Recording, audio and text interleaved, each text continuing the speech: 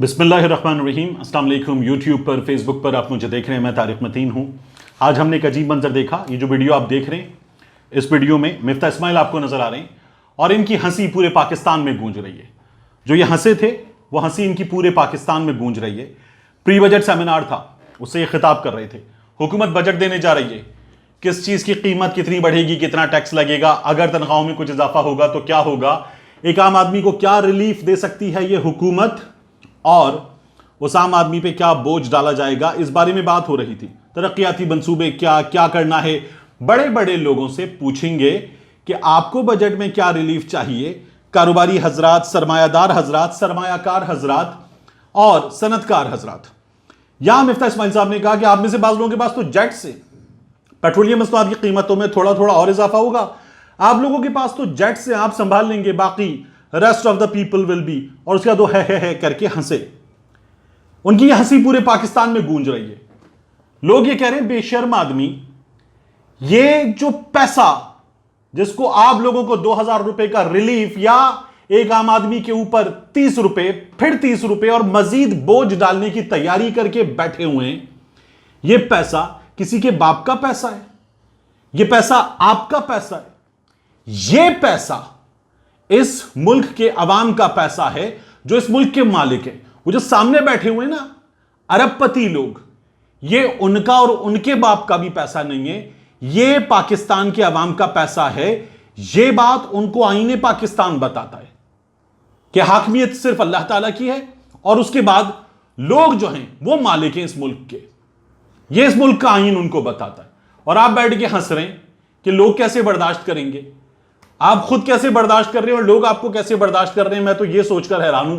इतना पिसा हुआ एक आम आदमी इस वक्त अपने मसाइल में इतना डूबा हुआ है कि उसके पास इस बात का भी वक्त नहीं है कि वो इन लोगों के खिलाफ एहतजाज करे। और वो एहतजाज करेगा तो पुराना एहतजाज नहीं होगा। पिछली बार 30 रुपए के इजाफे पे देखा था पंप्स पे क्या हाल हुआ था। मिनी श्रीलंका का ट्रेलर चला था कराची में और मुख्तलिफ शहरों में। वो मिनी श्रीलंका का ट्रेलर अगर पूरी फिल्म बन के चल गया तो सोचा है क्या होगा। ये जो हे करके हंस रहे हैं, ये हंसी देखी थी आपने सामने बैठे हुए लोगों ने। सामने अरबपति लोग बैठे थे जिनके बारे में मिफ्ता इस्माइल कह रहे थे बर्दाश्त कर लेंगे। मैं आपको ये जो स्लो करके दिखा रहा हूं ना वीडियो, अब आप इन लोगों के चेहरे देखें। आपको जो दरमियान में एक दूसरे की शक्ल देखते हुए, एक दूसरे की तरफ देखते हुए करते हुए लोग नजर आ रहे हैं।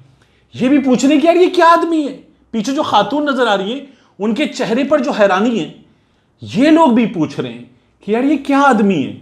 ये कैंडीलैंड और बिस्कोनी वाले जो हैं, ये इन्होंने पूरे मुल्क के अवाम को क्या टॉफियों पे लगा दिया है। जिस तरह बच्चों को पॉकेट मनी मिलती है, आपका ख्याल है लोग इस तरह से जिंदगी गुजार सकते हैं। इन्होंने पूरे मुल्क को एक सर्कस बनाकर रखा हुआ है। वो एक मशहूर कहावत है कि अगर कोई जोकर किसी महल में दाखिल हो जाए तो वो जोकर बादशाह नहीं बन जाता, पूरा महल सर्कस बन जाता है। इन लोगों ने पूरे मुल्क को सर्कस बना के रख दिया है। अब हंस रहे हैं। ये इंतहाई दर्जे की बेशर्मी है। फिर उसके बाद कहा गया मैंने कीमतों पे बात नहीं की। ये जो बात है ये किस चीज पर है। और फिर कह रहे हैं कि कीमतें जो है वो आज नहीं बढ़ाई जाएंगी। इन्होंने ये नहीं कहा कि कीमतें फोर्टनाइट रिव्यू पे बढ़ाई जाएंगी, 15 रोजा रिव्यू पे बढ़ाई जाएंगी। इन्होंने पहले भी दरमियान में कीमतें बढ़ाई हैं, अब भी ये दरमियान में कीमतें बढ़ा सकते हैं। अचानक झटका दे सकते हैं ये लोग। ये इन्होंने पहले भी किया है, अब भी कर सकते हैं। 2-1 रोज में ये झटका लग सकता है। आज भी इत्तलात ये है कि इस झटके की तैयारी थी, लेकिन फिर उसके बाद कुछ प्रेशर देखकर, रिएक्शन देखकर ये लोग रुक गए। और फिर मरियम बीबी ने डाल दिया ARY पे। मरियम नवाज शरीफ ने ARY पे डाल दिया। अभी तक जो 60 रुपए का इजाफा किया आपने, वो ARY नहीं किया। ये लोग अजीब मजाक करके बैठे हुए एक आम आदमी के साथ, और इस मजाक पे ये हंस भी रहे। इन लोगों का क्या हाल होगा एक आम आदमी की जानिब से, इन्हें खुद को भी अंदाजा नहीं है, लेकिन इनका खौफ है। इमरान खान के खिलाफ ये लोग अब मिलकर इलेक्शन लड़ रहे हैं। इससे नजर आता है कि लोग कितने खौफजदा हैं। आसिफ अली जरदारी ने हमजा शहबाज से मुलाकात की और इन लोगों ने यह तय किया है कि पंजाब असेंबली के ज़िमनी इंतखाबात मिलकर लड़ेंगे। ये बिलावल हाउस में मुलाकात हुई। हमजा शहबाज शरीफ गए, आसिफ अली जरदारी से मुलाकात की और कहा कि इमरान खान गैर जमहूरी हथकंडे इस्तेमाल कर रहे हैं, इनका मुकाबला मिलकर करेंगे, पंजाब का ज़िमनी इंतखाब मिलकर लड़ेंगे, वर्किंग रिलेशनशिप अपना बेहतर करेंगे। अभी कमर जमान गायरा साहब ने कहा था 10 साल साथ चलेंगे। ये 10 साल क्यों साथ चलना चाहते हैं? एक दूसरे को सड़कों पर घसीटने वाले, गिरेबान फाड़ने वाले, ग्रेटर पंजाब बनाने का ताना आसिफ अली जरदारी, मियां नवाज शरीफ को देते थे। ये लोग क्यों चलना चाहते हैं 10 साल साथ? किसका खौफ है? तमाम लोग तो एक हुकूमत में आ गए। खौफ है इमरान खान का, इमरान खान की मकबूलियत का, और उन हिमाकतों का जो इन लोगों ने की हैं, जिनके नतीजे में इमरान खान की हुकूमत अब फरिश्ता नजर आ रही है लोगों को। कोविड में हुकूमत चली थी, कोविड में दुनिया भर की हुकूमतें लड़खड़ा गई और पाकिस्तान जैसी कमजोर मईशत कोविड में चली थी। तो ये इन लोगों का हाल है और इन लोगों का दम निकला हुआ है बिलाशुबा।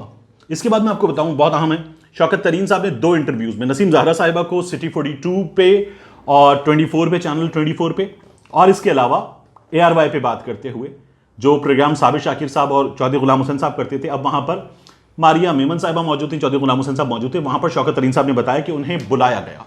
शौकत तरीन साहब को मुख्तदिर हलकों ने बुलाया।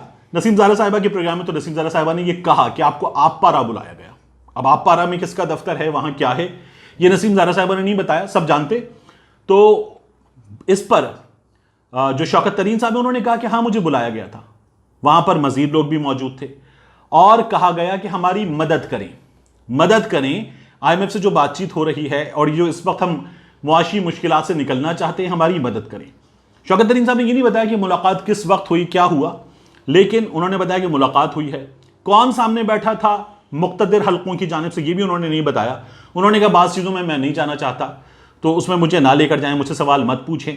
लेकिन शौकत तरीन साहब को बुलाया गया, उनसे कहा गया कि मदद की जाए, और शौकत तरीन साहब ने कहा कि नहीं, इन लोगों ने हमारी हुकूमत गिराई है, अच्छी भली चलती हुई हुकूमत, हमारी हुकूमत जो परफॉर्म कर रही थी, जिसमें हमारी जो परफॉर्मेंस है वो बेहतरीन नज़र आ रही थी। हमारे इकॉनमी के नंबर ज़बरदस्त, ग्रोथ 6% की, एक्सपोर्ट्स ऑल टाइम हाई पर, रेमिटेंसेस ऑल टाइम हाई पर, हम डेफिसिट कंट्रोल कर रहे थे, हमारे प्रोग्राम्स चल रहे थे, सेहत इंसाफ कार्ड चल रहा था, किसान कार्ड चल रहा था, तलबा के लिए कार्ड चल रहा था, तमाम चीज़ें इस मुश्किल तरीन मईशत में हम मैनेज कर रहे थे और हम बेहतरी की तरफ जा रहे थे। इन लोगों ने हुकूमत गिराई है, इनकी मदद नहीं करेंगे। शौकत तरीन साहब ने यह जवाब दे दिया, उनका दावा है कि उन्होंने मना कर दिया। तो शौकत तरीन साहब को इस इंपोर्टेड हुकूमत ने और मुख्तदिर हलकों ने बुलाया और कहा कि हमारी मदद कीजिए। अगर मदद चाहिए शौकत तरीन की, पिछली हुकूमत के वजीर खजाना की, पिछली हुकूमत के लोगों की, तो फिर हुकूमत गिराई क्यों थी? उनको कहते थे नाकाम है, नालायक है, नाअहल है, निकम्मे हैं। तो अब आप लोगों ने खुद आकर जो हशर किया है, जिसमें एक आम आदमी सोच रहा है कि ये कौन लोग आ गए, इन लोगों ने कर क्या दिया है? आटा महंगा, चीनी महंगी, चावल महंगे, दाल महंगी, पेट्रोल महंगा, गैस महंगी, बिजली महंगी, और अब वो जो हाल होता है कि कुछ रह तो नहीं गया जो सस्ता हो, उसमें ये लोग पूछ रहे हैं कि आओ हमारी मदद करो। तो फिर कूदे क्यों थे, आए क्यों थे, हुकूमत क्यों ली थी? ये सवाल आम आदमी कर रहा है, ये सीधा सवाल है। ये लोग अपने जो मुकदमात हैं उनको मैनेज करने आए थे। इसके साथ ये लोग आए थे कि अगले इंतखाबात में डाका कैसे डालना है उसको भी मैनेज किया जाए। और अभी ये डाके की तफसीलात हमारे सामने है कि इलेक्शन भी मिलकर लड़ेंगे इमरान खान के खिलाफ। तो अब ये लोग मिलकर पिछली हुकूमत से मदद भी मांग रहे हैं। तो ये साफ जाहिर हो गया है कि ये पिछली हुकूमत गिराने का फैसला ही इन लोगों का जो था वो बदनीयती पर मबनी फैसला था, इसलिए मईशत ये लोग संभालने के लिए काबिल नहीं है। इसके बाद मैं आपको बताऊं, अल्ताफ हुसैन मुत्तहिदा कौमी मूवमेंट के बानी लंदन में मौजूद, उनके हवाले से खबरें आ रही हैं कि उनका शायद किसी वक्त हेलो हो सकता है। अल्ताफ हुसैन टेलीफोनिक खिताब भी करते हैं, लोगों से यहां पर कम्युनिकेट करते हैं और अपनी पूरी जमात को वैसे ही चला रहे थे वो। लेकिन फिर उसके बाद 22 अगस्त हुआ और 22 अगस्त के बाद अल्ताफ हुसैन का खिताब जो था वो बंद हो गया। वैसे खिताब भी अजीब तरीन होता था। उस खिताब में जहां ऐसी बातें होती थी जिनको उनके फॉलोअर्स बड़ी ज़बरदस्त तरीके से फॉलो करते हैं और मानते हैं, वहीं उस खिताब में जो है वो जिनसियात की तालीम भी दे देते थे। उस खिताब में वो बातें करते थे जिनकी कोई समझ नहीं होती थी, एक पप्पी इधर एक पप्पी उधर वाली बातें कर देते थे। और उन्हीं खिताबात में अल्ताफ हुसैन साहब ने जनरल बिलाल अकबर साहब को, जनरल रिजवान अख्तर साहब को गलीज गालियां भी दी थी।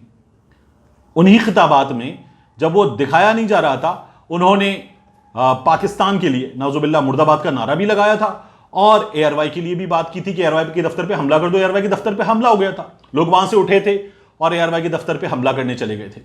तो ये सब कुछ हमने देखा था। अब खबर ये आ रही है, बाज लोग ये दावा कर रहे हैं कि अल्ताफ हुसैन का हेलो होने वाला है, अल्ताफ हुसैन का फोन खुलने वाला है।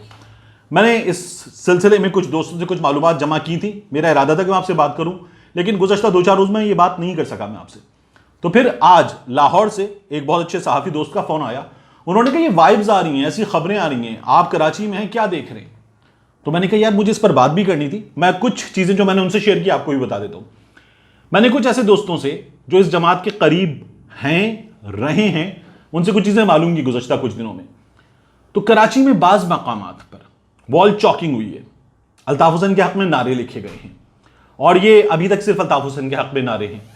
तो ये नारे लिखे गए हैं, और इन नारों को पहले जब ये नारे लिखे जाते थे तो कानून नाफिज करने वाले इदारों के अहलकार जो पुलिस के नहीं थे वो आते थे और आकर इनको मिटा देते थे।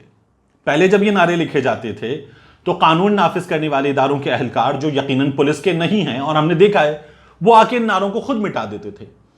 लेकिन अब की बार कई जगहों पर ये नारे लिखे गए हैं और ये नारे मिटाए नहीं गए हैं।